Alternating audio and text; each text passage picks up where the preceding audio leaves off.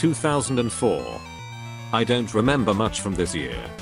I think all I remember is that I moved on to another house with my family while I kept playing games like Super Mario Bros., Bad Week, and Nuts and Milk on my Polystation while not knowing what the fuck a Nintendo was. Anyways, here are my thoughts and opinions on James Rolfe's very first angry reviewing type of video that was made a year before YouTube was even a thing. I'm not sure if the Wave of Doom will block my video if I use James's video. I will however leave a link in the description to an upload of James's video uploaded on a site that actually uses the old YouTube layout for the ultimate nostalgia. By the way, no, I didn't know who James Rolfe was until 2015, so I didn't watch these videos when they were new. Just like I said in another video, at best, I watch R8Gamer and gaming in the Clinton years back in 2008. Anyways, here we go.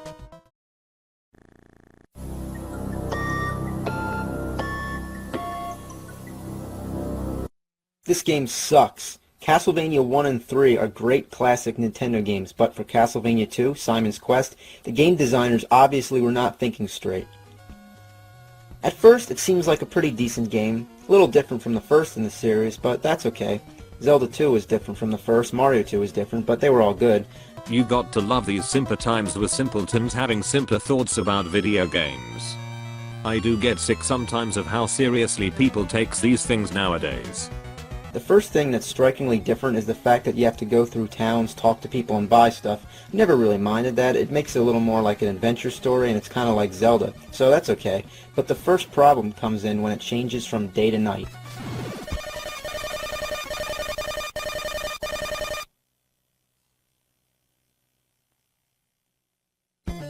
Why does this need to happen so often? Like every 5 minutes? Why does it take so long? Nobody feels like sitting through this every time. How would you like it if you were playing a game and then every 5 minutes I came over and paused it, then counted 10 tedious seconds and then let you continue to play the game? Now, I mean, why did they think that that would be a good idea and interrupt the gameplay? Did they think it would be more realistic? I mean, in real life, I don't have to stop in my tracks when the sun sets and a fucking box doesn't pop up in the air. I mean, this is one of the most annoying features in any game ever. What's the point? Yeah, I mean, the monsters are stronger at night and the stores are closed, but why is that necessary and why does the game have to stop? It's fucking retarded. I don't find the day and night transition that annoying. However, it can get annoying later. And why do you have to die when you fall in the water? That's the stupidest thing I've ever seen. This guy can go all over fighting hordes of evil monsters, but he can't even fucking swim? So you like Castlevania 1, but you are not complaining that Simon can't swim on that game either. Oh well, Jimmy will be happy to know that Castlevania characters would later be able to go underwater.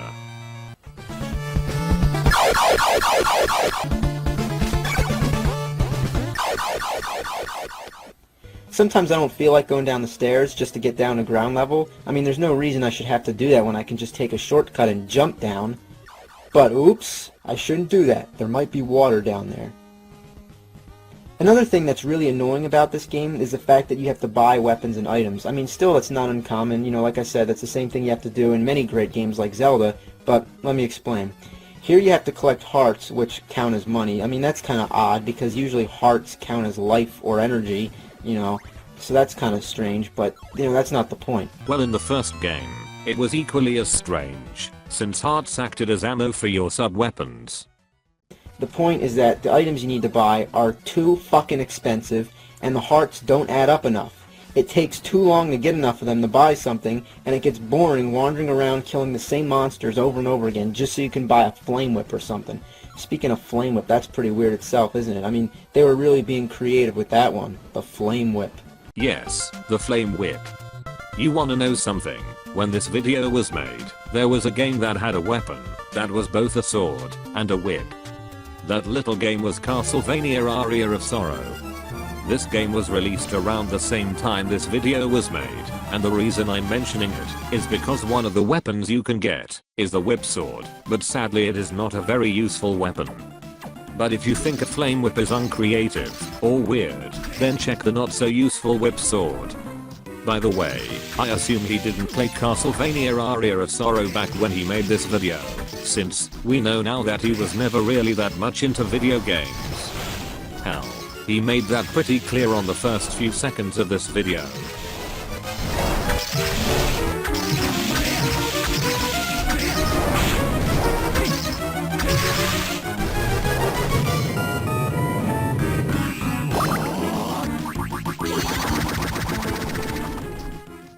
Anyway, about the hearts. It takes too long to buy stuff, and to add on to the problem, when you die, you lose all your hearts and you have to start all over again.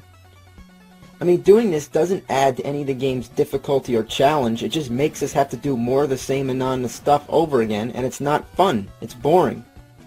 Oh look, I finally got enough hearts to go and buy a plant that I need to cross the swamp. Now let me get to the store. Oh shit! It's fucking nighttime. Now the stores are all closed and I have to wait for it to turn day again. Oh well, I might as well kill some zombies in the meantime and stock up on some more hearts. Oh shit! Now I gotta start all over again. I thought you would learn to not try to jump down, because you are going to fall on the water. One of the worst things in the game are the pitfalls, which are areas where there's like stones or blocks that look like you could walk on them, but instead you just fall through. It's impossible to tell where these spots are the first time walking through, so you just have to keep throwing holy water all over to see where they are. It's retarded. Why should I have to do that? Again, it doesn't add up to any of the fun, challenge of the game. It's just unfair and it's annoying. Yeah, I agree.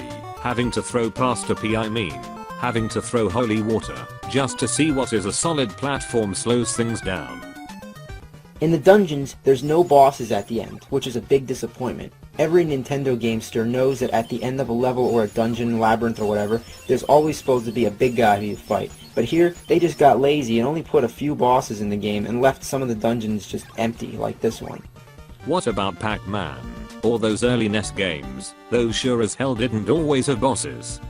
So most of the dungeons you go through, the mansions to be exact, there's nothing at the end except for a crystal orb that you can't touch. In the rest of the Castlevania games, the tradition goes like this. You fight a boss, you defeat him, then an orb comes down, and you touch it. There you go, on to the next level. But in Castlevania 2, how would you ever figure out that you're supposed to throw an oak stake at that orb? I mean, when you first get the oak stake, you assume it's a weapon, and you throw it only to find that it does absolutely nothing, and that you waste it by throwing it, so you have to get it all over again.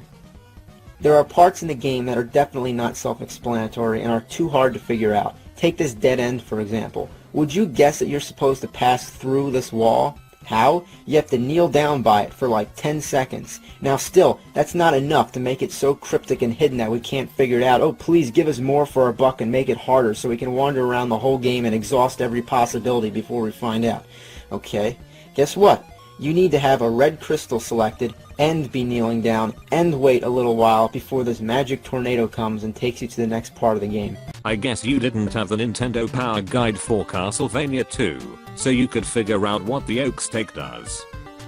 Most of the townspeople have things to say which aren't important at all, so why do you have to read them?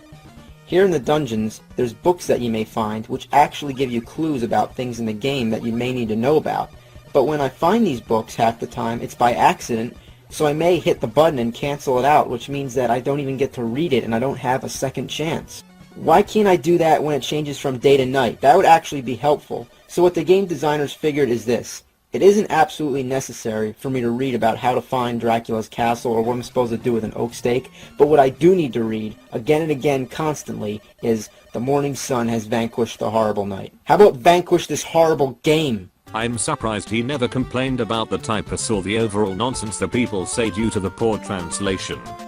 Some of the dialogue was meant to confuse you though, so it is not all the bad translation's fault. The only sure way to get through this awful game is to enter a code, but even that is way more tedious than it should be. While most of the Castlevania games have symbols you enter for a code, this one just has a whole bunch of numbers. I mean, like, one of those little parts would be enough for a password, but why 4? Like, why so many? In general, I hate games that have passwords like this because sometimes they have uppercase and lowercase letters.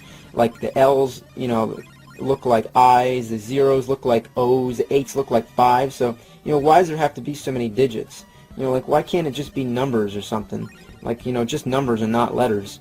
I mean, it takes me like 5 minutes to enter this code when it should only take like 5 seconds. It's friggin' stupid. I do agree about the long passwords. I had the same problem with Metroid, and I lost my progress due to how some characters look the same as others, as well as the passwords being too damn long. But obviously, what this game and Metroid have in common is that neither of them were designed with the password system in mind, since these were originally Famicom Disk System games that had a save feature. The password system was obviously a quick fix during the process of adapting these games to the cartridge format. Now, I know what some people would say. What about the Zelda games? What about the first Final Fantasy game? Those had a battery save. Yes, they do, but my guess as to why they didn't bother to make every game have a battery save was because they made the games more expensive to manufacture. Besides, there was a chip shortage going on back then. By the way, James obviously didn't know about those regional differences I mentioned. I wonder how hard it could be to find information about those regional differences back in 2004. Okay, so say we enter the code and we go to Dracula's castle. You'll be pretty disappointed how anticlimactic this game is. It isn't even worth putting in a code, let alone playing the whole game all the way through, which if you did, I feel bad for you. I mean, first of all, there's no enemies in Dracula's castle. You just walk all the way through, and the only obstacles are just like going up and down steps, which won't hurt you, and they aren't challenging either. They're just tedious. I mean, what the hell is the point of going through the castle if there's nobody to fight? Did the game designers just like run out of time or something? So then you get up to Dracula, and guess what? He doesn't look anything like Dracula. Instead, he looks like a Grim Reaper, and he throws sickles. I mean, did the people who made this game even know what Dracula is? He's a fucking vampire. Alright, on top of everything, Dracula's way too easy. Check this out. This is a trick that I discovered myself, and so could you without the help of any strategy guide. When Dracula first appears, he stands there for a while, and he gives you plenty of time to land lots of free hits. Not only does he stand there for a long time, but everything that hits him will stun him and give you even more time. Naturally, you'll probably be using the flames because it's one of the most effective weapons in the game, but using it against Dracula, it makes it simply impossible for him to even do anything. He has no chance. The second you start throwing that shit at him, you've already won. I mean, why is it that easy? Did they even test the shitty game out before they released it? Did they test the game? Well, you have no idea how the concept of testing games before releasing them would be slowly lost over time. What a piece of shit. I mean, I feel horrible that I had to play this game in order to make this video, but I did it to demonstrate its dreadfulness, and I forced myself to play it just so that you don't have to. So you should thank me for telling you to stay away from this horrible steaming pile of goat shit. Playing so I don't have to? And nowadays we have people using that to make monetized videos, this guy included. I mean, I know it's useless complaining about a game that was made back in the late 80s or earlier 90s or whatever, but it just blows my mind how fucking horrible it is. I mean, it's consistently annoying. Why? Why is it so bad? If all these problems were changed, then we'd have a great trilogy of classic Castlevania games, but history is history, and we might as well try to count Castlevania 3 as, you know, the second in the series, and leave this awful piece of horseshit alone, as it stands today as one of the biggest fuck-ups of all time. Thank you for listening. Good night. The ending sucks too. He clearly had no idea that the game has multiple endings. By the way, why the hell should I thank you for playing this? I didn't ask you to do it. Besides, I think that I should be allowed to play a game, just to confirm what you are saying is true. I don't hate this game, but I didn't get into it either. Clearly Konami was experimenting new ideas when they made this game, and Vampire Killer on MSX. Although in the case of Vampire Killer, maybe the game is non-linear, because of the lack of scrolling on PCs back then. This game, however, was made like this because Konami wanted to try to do what Nintendo did when they made those Zelda games, since at the time, open-ended games like Zelda were a lot easier to make on the Famicom Disk System, rather than a cartridge that didn't have enough storage space at the time, and that didn't allow for a save feature. But obviously, Konami's execution on an open-ended game was sadly not that great in the end. But I guess if James wanted to blame someone for how different Castlevania 2 is, then I guess you should blame Nintendo for coming up with an add-on that he never even got to see, the Disk System. No, 10-year-old James, I don't give a shit if you are mad at me just because you are a Nintendo fanboy. But there ya go, that's my thoughts and opinions as I first watched this video a year ago, from this person that was helped by time, to show all of us, that behaving like a dumb immature assholic male, can get you success in life. Clearly this shows, that morals and manners, as well as education, are not as important as your parents probably told you they are. Don't get me wrong though, I'm not saying they are completely worthless, that's not what I'm saying. See you again.